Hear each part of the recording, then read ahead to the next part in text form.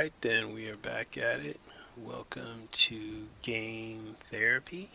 Um, I'm your host, Mars Attacks. Today's game is Gears of War 5, or as they call it, Gears 5. So, uh, I actually specifically only bought the Xbox 360 because of Gears of War. I actually bought it twice. One time I traded it in for something, and then I wanted to play Gears again, and then I got it again. Actually, a girlfriend she bought it for me for Christmas the year it came out or something like that. Um, but yeah, so the only reason I even got a Xbox 360 because of Gears of War. I played 1, 2, and 3. I've never played 4, and this is actually my first play of 5. So, still kind of runs the same, still kind of the same, setup, which is fine. I have no idea. Like I said, I didn't play 4, so where I'm at in this story here is weird. I don't know anything. Actually, I think I played the demo of 4 one time. Um, but yeah, so it's just seeing the progression. Um, this is apparently Marcus Phoenix's son James and his crew.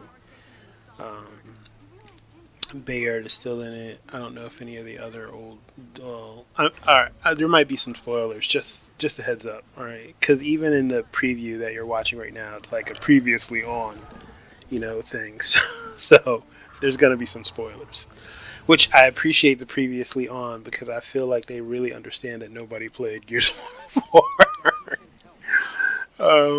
Maybe that was the problem. So I just got this off on Steam today. So and this is Marcus Phoenix, old man Phoenix as he looks like now. So um, yeah. So um, but yeah, I don't know why this game appealed to me the way it did, but yeah, I just liked it. The cover, shooting cover, yeah, it's kind of weird to have like just random places to cover, but that's the way the game runs. So, but yeah, so this is my first playthrough with Gears of War 5. It's been a few years since I played a Gears of War. I still have the old ones for the old the Xbox 360, but I don't play it that often. So I thought I would post a video today. I'm trying to think of what I want to talk about. um, Progression, just and seeing. Well, I mean, let's talk about it. This is the end of the year, or the end of the year is close. The next few weeks there'd be a bunch of holidays, and it'll be a different kind of holiday season as we are in a pandemic. I was actually thinking about this today, like back in the 1800s, in the early 1900s, with the Spanish influenza, or the just a couple of the other ones. Like, was it kind of the same? Was the world kind of the same way? Were people still trying to live their life as normal as they could during those pandemics? Because I don't know. It's just interesting to me, like the phenomena of us, all of us still trying to kind of have a normal life in the midst of a pandemic. It's like I don't know if you guys know the movie Love in the Time of Cholera. It's based on a book, but like we're just trying to have like these regular normal lives, but there's this hulking menace that's taking people out pretty quickly. I know some people would argue of its validity, but it's clearly happening. There's a problem. So it's just interesting. It was interesting to me to kind of think about it as like, are we acting the same way that people were during other pandemics? And I don't know, because like some of the stuff when you would read, like if you go back and read like through history, um, and you see people like taking notes or people's like journal entries and things like that. Like a lot of times when they're writing letters and things, they would say like, I'm feeling fine, and um, have not succumbed. Just these weird kind of, they talk about their day or things that are happening, but then they would end the letter like, I'm feeling fine and have not, don't have a fever or something like that. So it's kind of like, yeah, they were doing other things, but in the background, yeah, the flu was just, decimating, so many people. And I mean, some of the readings, like you'd be like, it's like, people would get up and they'd go to work in the morning and they'd come home at night and they would die because that's how, like, severe the flu like was doing, or they'd be okay, they'd go to work Monday and then Friday they'd be dead, and so it's just like, just the massive amount of, or just the quickness. That's how things change, and maybe that's why we're looking for so much normalcy, is because it's just like things are changing so quick. I've lost, a couple people, this year, not just to COVID, but to, just natural causes, and even things that aren't natural. So it's just like, I guess we're more aware, more sensitive to how things change and how short life is. So that's kind of also been in the back of my mind, is like, how with life, what's important, like just flat out, like what's important, and trying to figure out, at least for myself, what's important. And this year, I'm celebrating kind of a weird anniversary actually today, but these past few years leading up to and including this anniversary, um, is about choosing myself. Um, People would say like, being selfish or thinking about yourself is selfish, but it's not. I mean, it's actually healthy. Any psychologist, psychiatrist will tell you that there's such thing as healthy narcissism, um, and it's actually one of the pillars of your self-esteem. Um, that you regard yourself high enough to do things for yourself, to protect yourself, to think about those things that are, how are you going to benefit from situations, uh, relationships, thinking about along those lines is, healthy, and it's something that I'm realizing a lot of people don't actually do. Partly because we're trained early on to not do that, and there's some cultural backgrounds and some religious backgrounds that, tout this kind of, I want to say self-flagellation, but it's it's really, the idea of being nice, being good, denying yourself, somehow gives you points or scores you points in some capacity. But it's really unnecessary. It is, and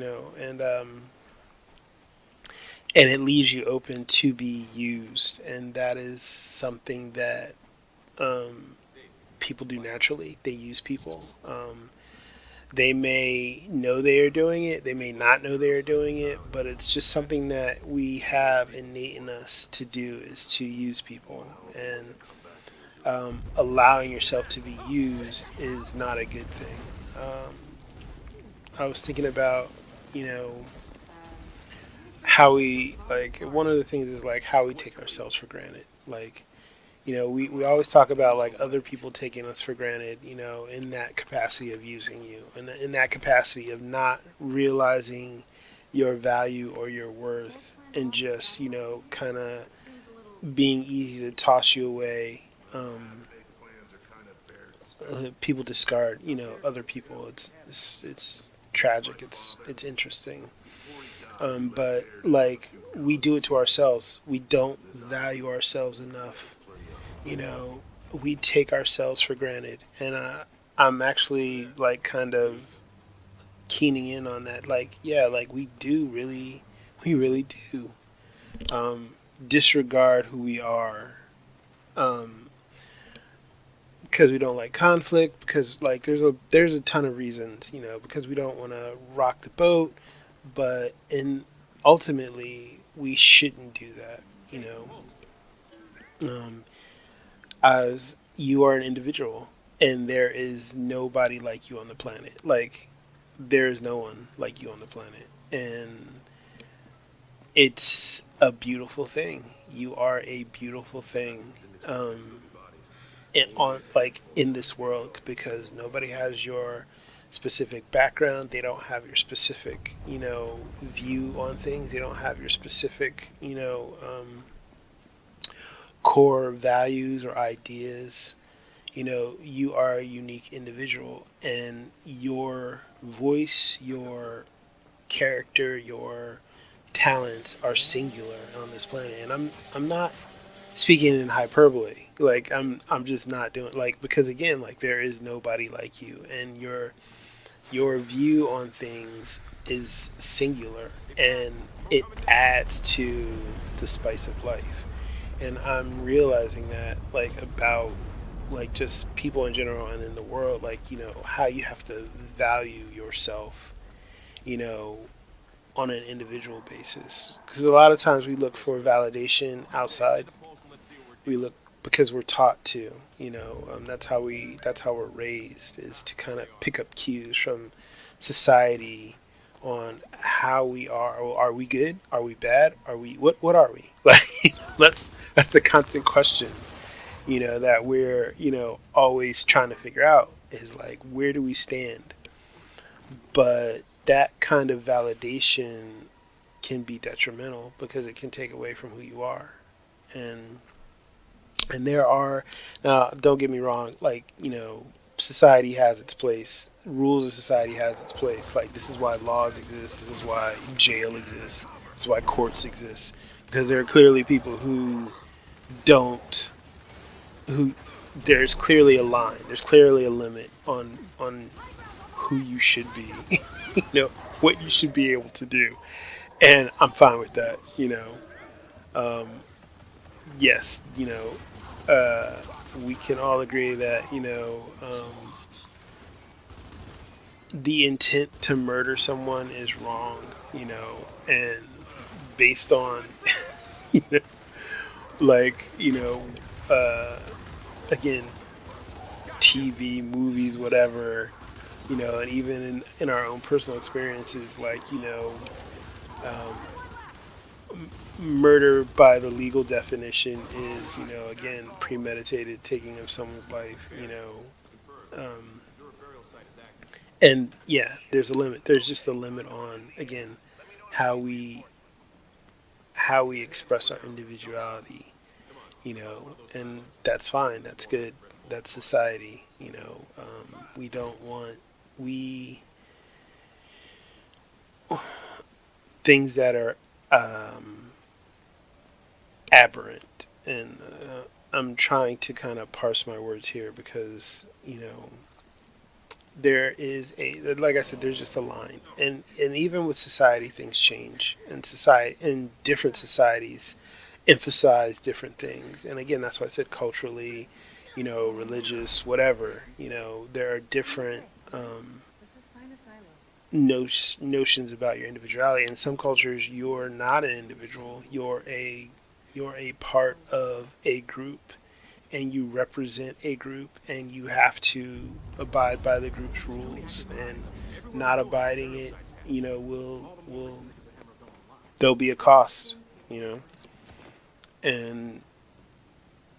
and who you are can be suppressed based on that, and I understand that, but I also understand that, we as individuals, we as humans, again, are who we are. It's singular. That doesn't take away from the fact that, you aren't like anyone else. And I think that's a good thing, even in that culture, even in that kind of, um, you know, just state of being. You're an individual, and you will be an individual in that. Your family won't look like the family you're coming from. Your children won't look like that. And if you move to another country, you'll adapt. You'll assimilate some of that new country's culture. That's just a part of it. No matter how much you want to keep, you're going to assimilate. Some things just because that's how you're going to survive. And that's the other things too. Is there's a lot of things that we do to survive that it's not. It, it's to make sure that we don't stand out, because that's the thing. Like in in American schools, I don't know where you're listening from. In a lot of American schools, standing out can be a detriment because kids are cruel because they tell the truth in most instances. Well, I'll say this: kids are cruel because they don't have empathy. They don't look at another person as, how would what I say make them feel? Like little children, they don't have that capacity. Like you're grown in that capacity. Like think about, yourself. Think about your, like, to feel what the other person is feeling. It's something that you have to learn, and some people don't, and some people have certain disorders that don't allow them to do that. And or I'll say have limited capacity to do that, because everybody knows when somebody's feeling, bad, even if you're, again, if you have some sort of disorder. The question is, do you act on it? And some people don't, and but we as individuals, have a capacity to sympathize with people, and um, there's a lot of things that we don't do because we think about, how is this going to affect another person? How would I feel if this was happening to me? And that's a good thing, but it also, like, again, going back to thinking about yourself, putting yourself first. It also can be used against you. I'm just being honest. It can be used against you because you're willing to put someone else's feelings before yours, and a lot of people will exploit that, and not feel guilty about it. And I'm being honest with you right now. And so it's up to you to be able to protect yourself, to be able to um, understand who you are without having to rely on someone.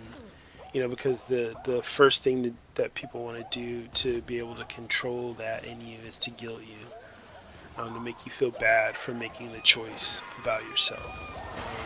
Parents do it all the time, siblings, friends, it's the go-to tactic, guilt for a lot of people, and so you have to be mindful of that, and that requires you to have strong boundaries, and a strong core, to know who you are, to know that no matter what anyone says, you are you again, and your decision. You'll stand by your decision. You'll stand by the consequences of your decision. And understand, like, yeah, I'll take whatever heat that comes, because it's my decision, and that's a good thing. But building strong boundaries is a good thing. It's for you and it's for the other people. It's to protect you both. You know, you a lot of times again with society and in families particularly, there's this term called enmeshment. You know, where there's no defining boundary. People cross it. You know, and you basically are an extension of someone else, and it's harmful. It's dangerous because, ouch, you just um, it's dangerous because again, it doesn't allow you to express yourself, your emotions, your feelings. You know, it doesn't allow you to express yourself. You know, what do you want? Who are you? You know, you. Some people don't know because they're in, you know, family origin, you know, will ultimately also, you know, influence your other relationships. So a lot of times, you know, people will have like a family of origin with enmeshment, and they'll start to enmesh with their other relationships. So they don't know who they are. They just know what other people want and worry about other people and what they need because in their environment they never had to think about themselves, or thinking about themselves wasn't an option. You know, so getting to the point where you understand like that's not how it's supposed to be, and even taking the time to make decisions for yourself, you know, to trust yourself, to be, you know, honest and say this is what I want, this is what I don't want, and being okay with that, you know, and understanding that not everybody's going to be happy with your decision, you know, and being okay with that. It's important. It's really important, you know, for you as an individual. So I know this is like a weird conversation that I'm just again going off a tangent because it's the end. It's basically the end of the year, and my thing is like, what have I done this year? And frankly, I kicked ass this year. I kicked ass last year, and I kicked ass the years before. I had a lot going on, and I made a lot of different changes, and I am happy about my changes. The process is still going to continue into next year. Uh, I don't know if I'll ever be done in a sense, but I am very happy about the progress I've made in myself. Even like I said, this conversation about choosing yourself, choosing um, myself has been important. And I know when a lot of times when you hear people have these conversations and you're like, well, what does that mean? What does that look like? You know, and it's not complicated. Part of the reason why a lot of people don't choose themselves is because it's out of fear and out of, you know, not wanting to disappoint other people and out of really not knowing what they want, you know, and are being afraid of disappointing other people. So again, this idea of putting others first over yourself, you know, and so having to kind of unlearn that to understand like no, like who I am matters, what I want matters, and getting basically the confidence to choose myself.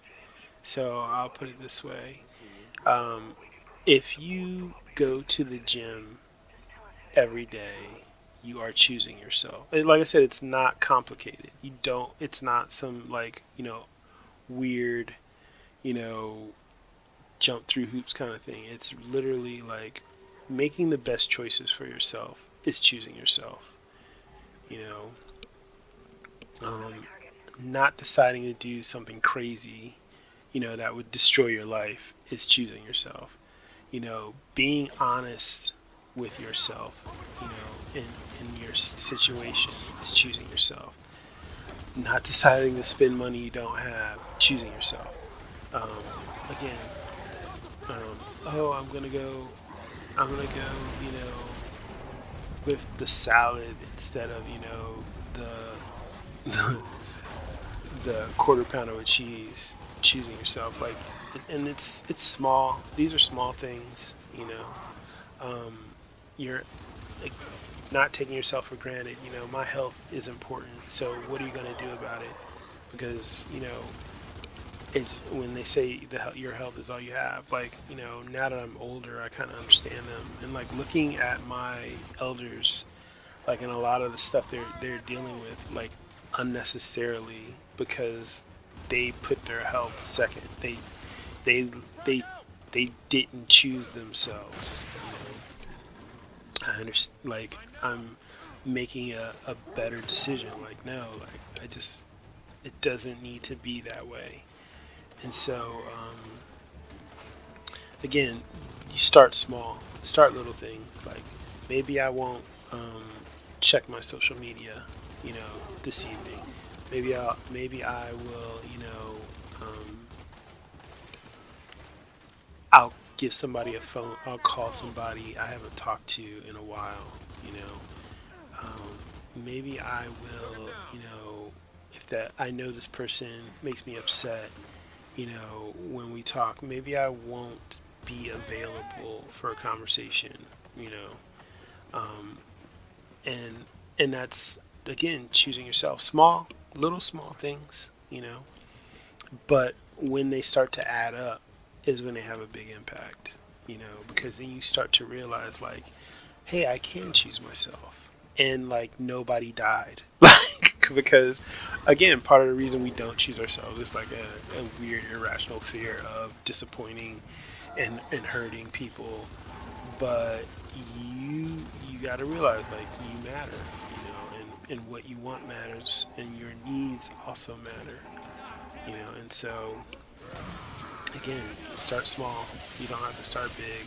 I'm not telling you to, you know, disown anybody or, you know, just, you know, go skydiving. It's not that extreme. It starts small. And then you realize that again, when choosing yourself, you start to trust yourself. You know, and when you're trusting yourself, your confidence builds. You know, again, this is kind of one of the pillars of self-esteem. You know, the last pillar is self-efficacy, right? I realize that I can trust myself. I can make plans, finish the plans. You know, I'm gonna go to school, and I finish school, or I'm gonna, you know, go to work, or I can make decisions and move forward with those decisions without any issues. Self-efficacy, and that's again a way to build confidence, a way to build self-esteem. And despite what a lot of people think, because even if they have low self-esteem, they do it all the time. You actually do things for yourself all the time because you have to in this world. Like literally, you have to. Like I have to go over somewhere else, and so you do what you need to do to get there. Or I need to take this class, you know. So you do what you need to do, you know, and that's again like thinking back. Think about the things that you're doing for yourself because you're doing them for yourself, you know. So again, that's a way to look at it. Self-efficacy. One of the other things that I realized too is people don't like to be alone, and getting used to just being alone is important because you're not gonna be around people all the time. You know, you're not, and some of your decisions that you're gonna make um, are gonna require you to be alone, handle it alone, and you have to become okay with that. You know, not everybody is going to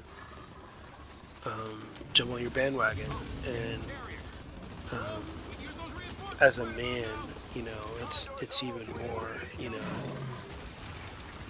it's even more kind of I don't want to say lonely, but it's you know your walk through the world is going to be, again, your walk, and that's okay. And have good friends, have all those things. Those are important, but also know that you can stand alone. And that's fine. So I had to learn. I had to learn that and understand, like, I was going to be okay. Like, having that deep feeling of no matter what happens, I'll be okay, um, is important. And that's how you can get through those times where you are alone. It's how you can get through a time where there is nobody around you. And inevitably, those things go away, um, because those times pass. You do what you have to do. You make the decision you have to make, and that's the thing. You stand on your decisions, and then you deal with the issue, and you're okay. And that's, again, that's life. Is like, you are going to be okay no matter what happens. And so you do what you need to do. Um, that's another thing that'll help you, again, build your self-esteem, and understand that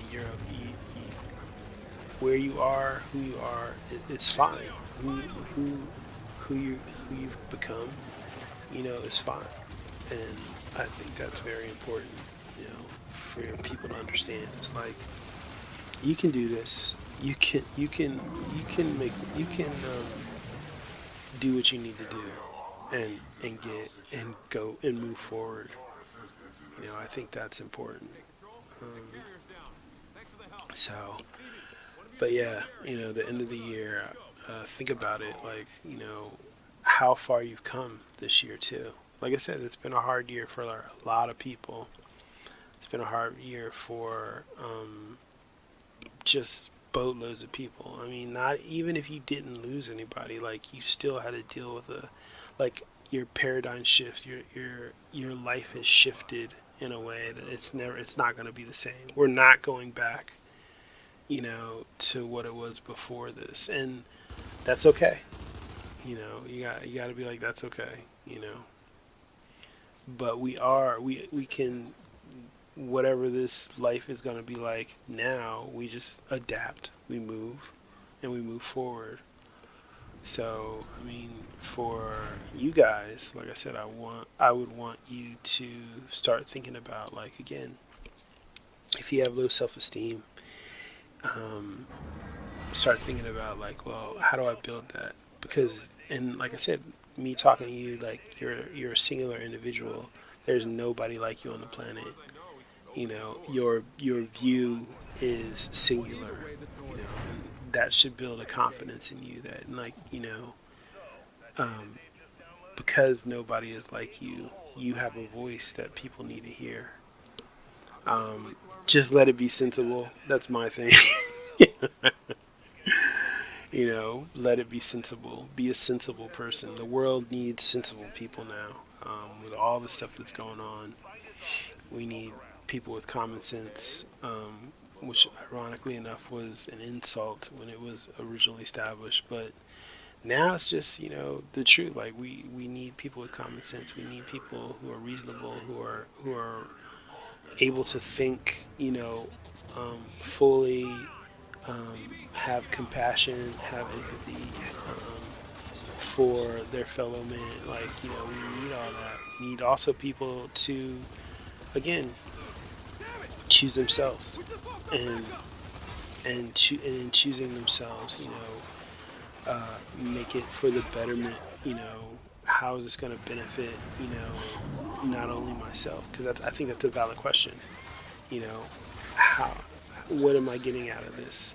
But also, um, how can this help? How can I help somebody else move forward? Because there's a lot of people that need to learn these lessons. Are you doing it to, are you walking to be able to share with someone in the future? Because people need to learn from you. People need to know how you got where you got, how you're going where you're going. And you should be willing to share that. On whatever platform you want. I, like I said, I do this for just relaxation and fun. It's not even, I'm not looking for any kind of gain or anything. But it's just like, this conversation is a conversation I would have with a friend, about, well, what are we doing this year? Have we progressed this year, or how have I progressed this year? And am I satisfied with what I've done this year? And I am. I'm very satisfied. So I think coming to terms with that within yourself, coming to terms with the fact that you, again, um, can move forward by choosing yourself. It's important. It's important. And not be afraid. Don't be afraid of it. Myself, I had to learn that. And I had to really kind of take that in, and it was scary because I'd never done it. I'd never chosen myself, and like this last year, I've made a point to kind of do that. At every turn. Like I said, I'm celebrating kind of a weird anniversary today, but part of it was me again choosing myself. And I'm proud of myself. I'm proud of what I did. I'm proud of how I've progressed. And choosing myself over and over again has made it easier for me to do. Um, I ask questions, that again, how is this going to benefit me? I don't think that's a bad question. Whether it be, in a relationship or with a job, like asking like, how is this going to benefit me? Like, you want X, and I want Y. Like how is me giving you this going to benefit me? And I think that's a fair question. Or you want the relationship, whatever it is, friendship, romantic, like, again, like, what is this person, bringing to the table? What am I bringing to the table? Is it is it equal? Is it reciprocal? You know, that's my new favorite word, reciprocal, because a lot of times, again, like I said, um, people aren't that way. They're not naturally that way, and so to find people who have a sense of reciprocity, they understand that relationships are give and take. It's rare. So when you find those people, you hold on to them. You deal with them. You show them respect. You don't take them for granted. You don't let them take you for granted. It's I said I've learned a lot these last 2 years, 3 years. About myself and about people, and it's good. And I feel like for you, um, the same thing. What is it you want? And how are you going to get there? And in dealing with yourself, like, who do you want to be? I think that's an important question. So this year, it's wrapping up, and I really hope that you are satisfied with what happened, with what how you have come through it. Because, like I said, yeah, it's hard. It's been a weird year due to the pandemic, but I think we still could grow, and I feel like I've grown a lot, through this, and I hope you have too. But it's it's like I said, it's just been interesting, and like I think about, like, yeah, how did at other times, like, how did they deal with this? Like, were they the same way? Were they just like, we got to get back to normal, whatever that is, and how did it work for them? And you know where how did they deal with everything being like, because the world was never the same afterwards. So again, how do they progress? And apparently they progress fine because we're here, but it's still like it's different. It's really different. And I'm hoping that once this vaccine gets out and herd immunity is established, and hopefully the vaccine it works, because that's another thing. Like it's just part of the whole thing is like it's gonna take time, and I hope that we exercise patience when it comes to this, and that we we understand again how kind of fortunate we are that there is a vaccine, and that you know there is this thing that we can pull out of this, because this could have been a whole lot worse. Like I think about that too. It's like, imagine if this was like you've seen the movies, you've seen all kinds of movies with this kind of scenario. You've seen all kind, you've read books with the scenario where it's just like, no, this is not going away, and it's decimating the population.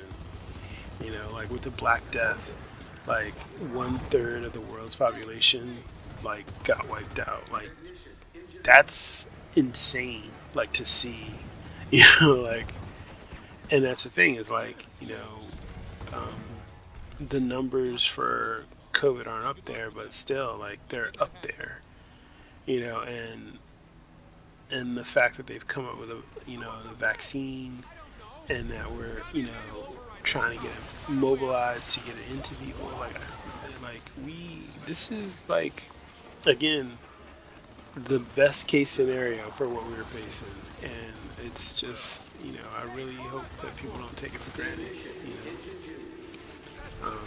because this could have been so much worse, like so much worse. And I'm thankful, that it's not Ebola or the black, like something that couldn't be, that we couldn't figure out, you know. Um, I know a lot of times, people get on like, well, what about, them shutting down things? And they were doing like, and that's the thing, like, doing that to save people's lives. It's important, shutting down, certain things, and, small business. Like I said, things are not going to be the same. It's going to be a long road to recovery. Like, by any means, like, this is not over. Even now that we have the vaccine, it's not over. And so, um, taking these steps into the future, together is important. So, next year is gonna be a different year. What it's gonna look like, I don't know, but I'm excited to see it. It's gonna be, like I said, I really hope that it's a lot. We work out a lot of the kinks that we have, but I also hope that we are more aware of what we have, and even in dealing, like I said, with the pandemic, it's like, we need to start. How do we start focusing on what we need to do as individuals? For me, again, it was like, looking at a lot of the things and the people that passed during this time. How, who am I, and what am I gonna do, and how am I gonna be choosing myself, in that capacity, for the future, what's trying to make it so, I have, my goals. I want to pursue my goals, outside of what other people may think, what other people may want, what do I want? And that's not a bad thing, and it's not a bad thing for you to do either. Just start to think about it. What do you want on an individual level? And go and do it. One of the things was like again last year, I went and started a hobby, um, and it was just a one-off day where I was like, I want to try this, and I tried it, and I had fun, and now I spend money on it, and I am happy that I did it. I'm happy that I incorporated it into my life. I got it. I mean, like it's so now a part of me. Like I joined a club. I have one of my tattoos has kind of like an homage to it. Like you know, this thing was something that I just picked up on the fly. You know, so go find something. Go find your thing. Go find the thing that you want to do and just start to do it. See what happens.